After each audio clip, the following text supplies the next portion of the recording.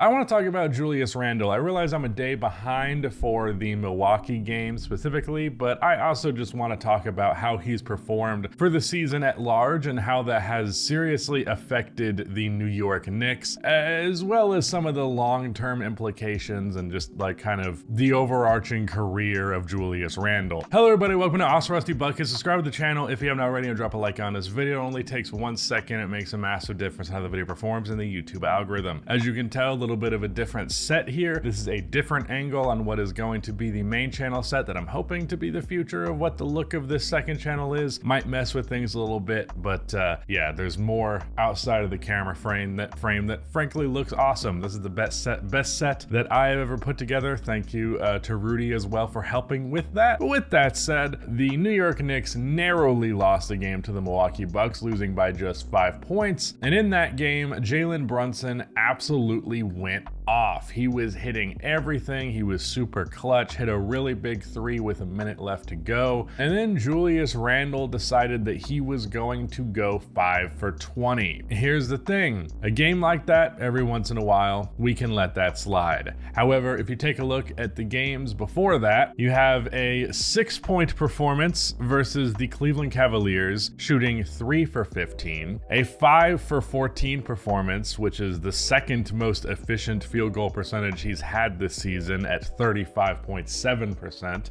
He got 19 there. 10 points versus the New Orleans Pelicans, where he went 4 for 15. 17 points versus the Hawks, where he shot 4 for 10. Wow, really cooking with the efficiency there. Getting in the fours is a good start. And then 14 points on 5 for 22 shooting in a close loss yet again to the Boston Celtics.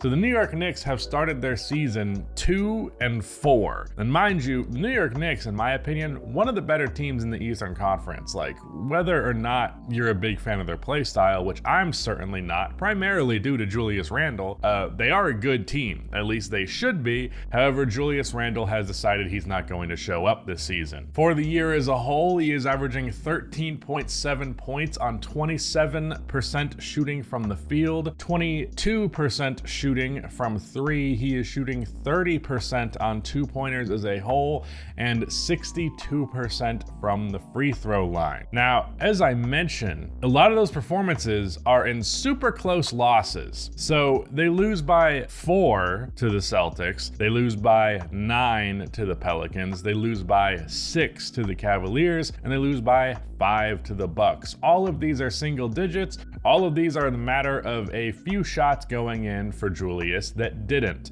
Now, I'm not going to sit here and pretend like Julius Randle is going to be bad this entire season. Like, he's not going to play like this the whole time. It's not the NBA playoffs, so he's not going to do this constantly. But this volatility and inconsistency with Julius Randle has cost New York pretty dearly to open the year, and frankly, I think it's something that is always going to hinder them to some degree or another.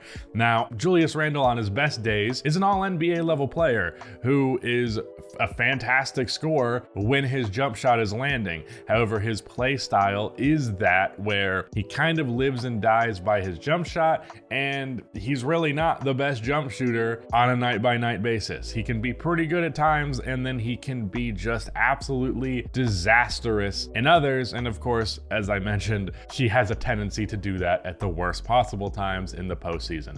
There was a sequence in this Milwaukee Bucks game where he missed a bad fadeaway jumper over Brook Lopez. Like, it wasn't the worst shot in the world, but it was not good. Offensive rebound by somebody, kick it out to Julius. He misses a 3. That was a better look, but he did miss it. And then ball goes down the court for Milwaukee. I think someone gets a steal. They pass it up to Julius. And then Julius takes literally one of the most brain dead shots that I have ever seen in an NBA game. I was in Discord with some friends talking about the game, and after he missed that 3, I just audibly went, Julius Randle sucks. And then that possession happened, and then I frankly just burst out laughing. I could not contain myself that he did that after I proclaimed him being bad. It's not as simple as that. It's not like Julius is his worst performances, and it's not like he's his best. However, I think the issue that exists with Julius is the inconsistency and the unreliability. And when you're trying to win, when you're trying to, be more than just a team that can lose in a couple of games in the second round, you're going to need something better than Julius Randle. And frankly, the impression that I've gotten so far this season, at least, and many times in the postseason, is that the Knicks would be better without Julius. Jalen Brunson had 45 points in this game. 45. Quentin Grimes hit 5 3-pointers and scored 17 points. That's pretty excellent. And they still lost this game because of what Julius did. Now, it didn't help that there was no RJ Barrett, especially because RJ has been really, really good in the 4 games that he has played this season, and not just in a way that's like clearly the shooting is hot to start. I genuinely think that he has improved. He's made quicker decisions with the ball. He's gotten downhill a lot more frequently rather than just being a jump shooter when getting downhill really is his biggest strength. He's scoring 21 points a night over 4 games, 43% from 3. I know that efficiency probably won't maintain itself to that degree. However, otherwise, you're gonna be pretty happy with that performance from him. So he's playing good. Jalen Brunson was a little rough to start the season as well, but he just had that 45-point performance, so he's pretty much all good at this point. Quentin Grimes has been good. Emmanuel Quickley has been good off of the bench. This team is just pretty freaking solid, and then Julius Randle comes in there and just makes their day-to-day performance such a wild card and such a hard thing to predict that there's just too much volatility is the point that I'm ultimately getting at. And there's a lot of people who have argued, friend of the channel, maybe, I don't know, arguably, Desmond Novak, he has a YouTube channel, just made a Julius Randle video. Maybe I'll link that in the description. I don't know if he deserves it, but maybe.